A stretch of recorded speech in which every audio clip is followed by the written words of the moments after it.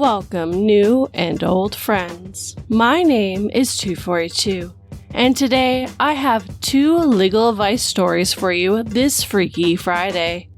Remember, if you want to help this channel, subscribe, check out the merch, and Patreon.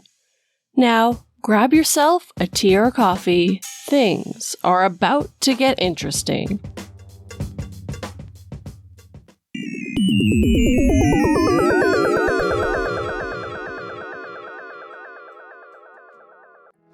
Ohio. A friend's roommate keeps locking the deadbolt of their shared apartment and ignores her when she needs to be let into the house.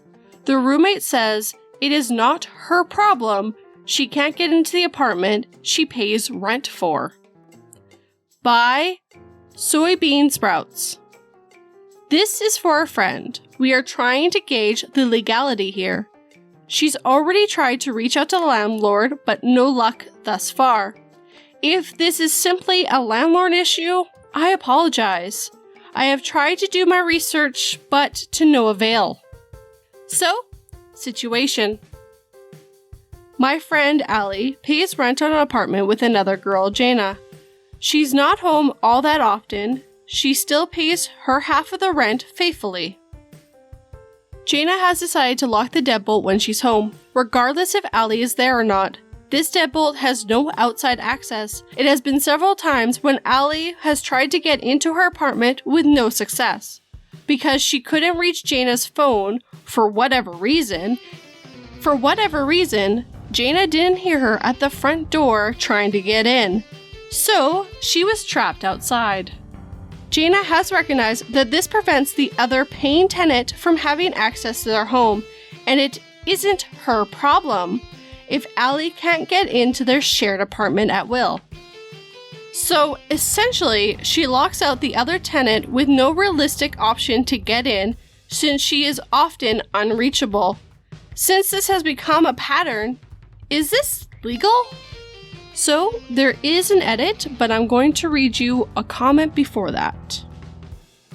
Katie Godby says, "It is my understanding that as long as Allie is on the lease, Jenna cannot deny or block her access to the rental. The landlord could, and in my opinion should, issue Jenna a lease violation as documentation if this ever went to court for any reason. Allie should also speak with law enforcement if for no better reason than to have it put on file every time Jenna locks her out. A record is great proof if needed. Another possible solution is, which the landlord permission in writing, to rekey the deadbolt, allowing both women to have a key and equal access. Personally, I can't help but wonder what Jenna is doing.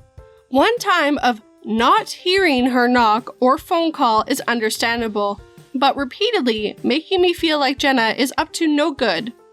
Good luck to Allie OP. Edit. I want to specify that I'm aware that a lease is not required to establish tenancy. However, a lack of one can make tenancy arguable.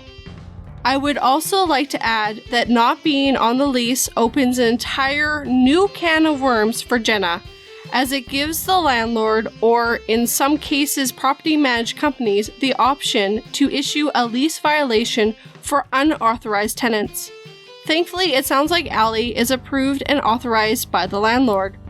Another option I recommend, if you can, is check with an attorney, because with the current federal moratorium in place, along with other deciding legal factors that an attorney in your state can accurately detail for you, eviction are extremely limited. I can't say Jenna is trying to push Allie out of the house, but it kind of comes across that way.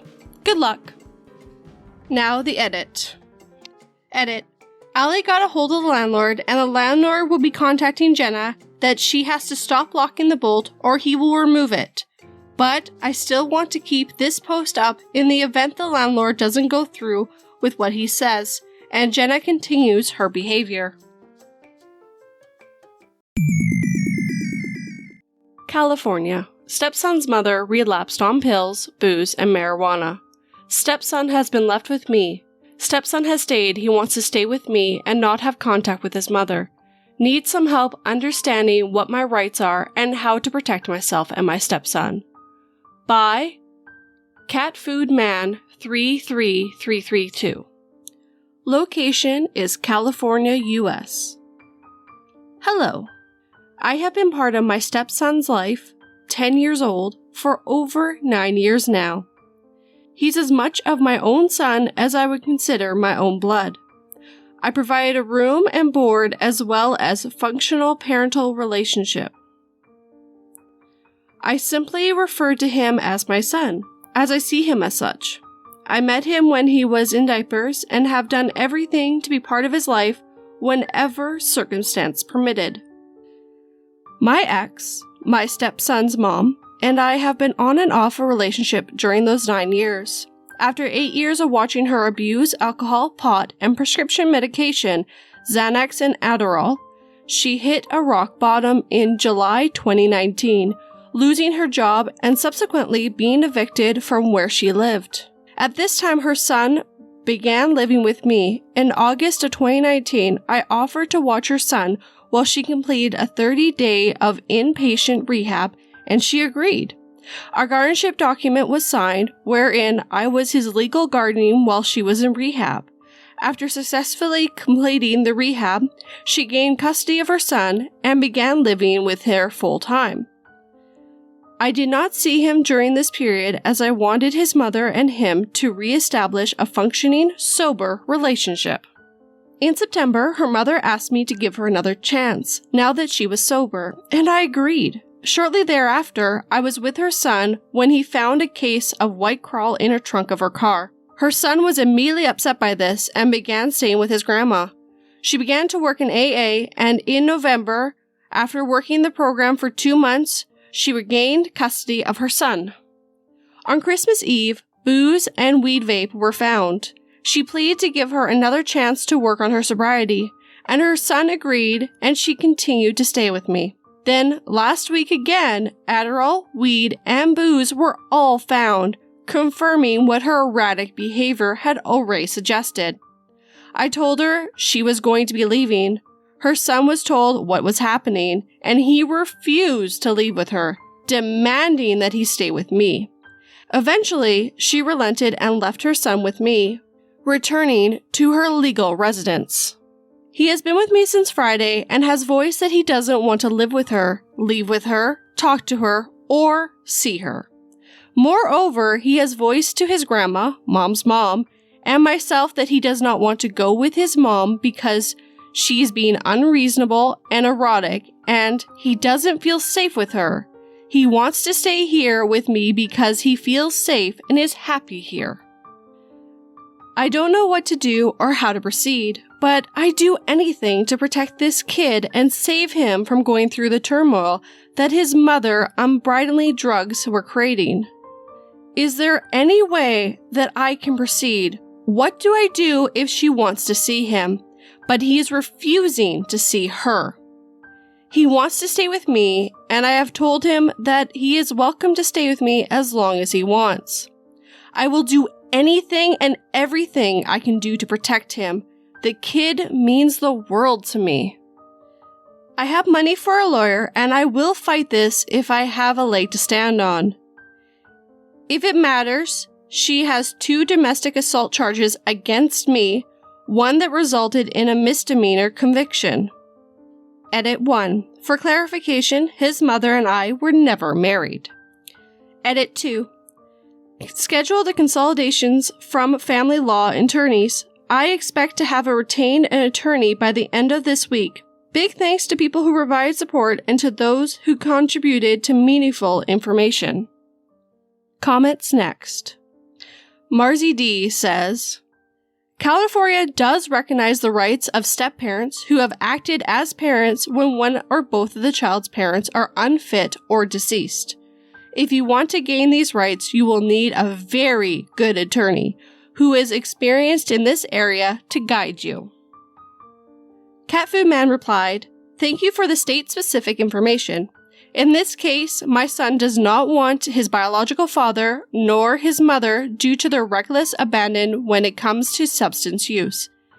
In fact, His half-sister, 13 years old, bio dad's daughter with another woman, has not seen or spoken to her father since the age of 11 due to his substance misuse.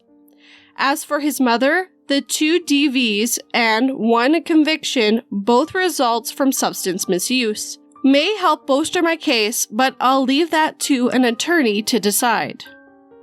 So that's all the comments I'm going to read because we have an update. Update.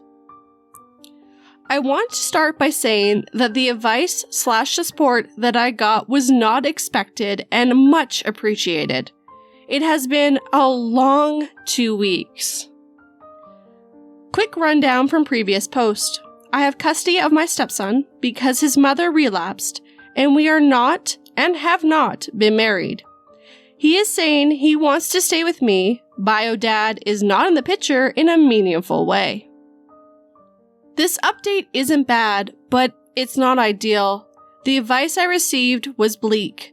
Never being married to his mother restricts me from certain legal protections that I might enjoy. So the truth is that I will be fighting an uphill battle here. After meeting with legal counsel, they recommended to not take legal action at this point in time because it is likely to cause a volatility and may result retaliation from his mother. Why did they suggest this? Each lawyer pointed out that the child is in my care and that his mother has willingly let the child indefinitely stay with me, at least for now. Moreover, my stepson's mother's aunt and grandmother are discouraging her from getting him back because she has a terrible track record with sobriety and bringing men around. So, while not legally binding, it is at least some pressure for her to leave him with me, and she does seem to be respecting that, whatever the reason. In the way of legal action, I was told by one attorney that I could petition for a guardianship. She said that this is not an easy task, especially because I am not blood relation to the child. I was told it would be invasive to all parties, time-consuming, and far from my favor. Though, because the child and members of his family are advocating that he stay with me, it is not an impossibility. This simply does not seem practical, given that my precipitate backlash. All this said, I'm going to not take any action at this time. The kid is far too emotionally fragile that I simply could not risk a bunch of BS happening that causes him more instability and uncertainty. Having his family that is in the picture backing me has been huge because they are keeping his mother in check. But it's absolutely destroying me to see him cry and ask for normalcy and ask when he will stop stressing and not have an answer for him. I feel helpless, so I can only imagine the level of helplessness he's feeling. I am being strong for him. I wish I could make his hurting stop. I remind him when he is uncertain or feeling stressed that I am here to shield him from that noise. He and I will get through this, and I am here for him. And that, however unfair it is, he needs to be as strong as he can for me. Thank you all for your help.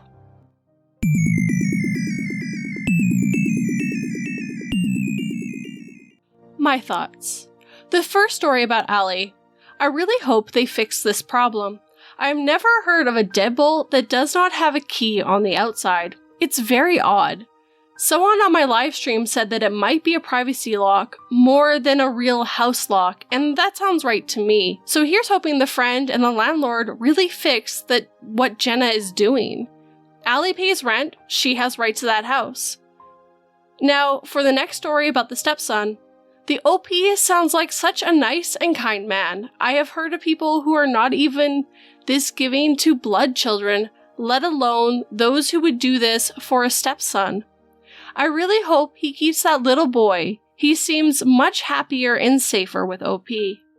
I also hope the mom does get the help and gets better. She'll be in an early grave if she doesn't get it. So I wish the best luck for both OPs in these stories.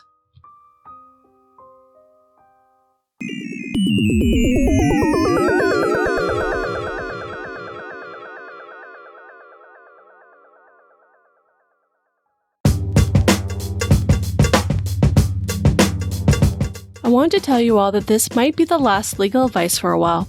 Due to them using throwaway accounts, it makes it hard to get a hold of them for permission. Also, a lot of people don't want their stories read on YouTube. So, if you don't see any for some time, you now know why. Tell me what you think down below. And if you enjoyed these stories, hit that like button and make sure it feels it. If you want to help this channel, subscribe and share it. If you want to get something with my avatars on it, check out my merch. 2 different links for 2 different price points. There's also Patreon, where you get early access and a few other bonuses. But most importantly, thank you for watching. Come back this spooky, scary Sunday for our night stories. I hope you have a good day.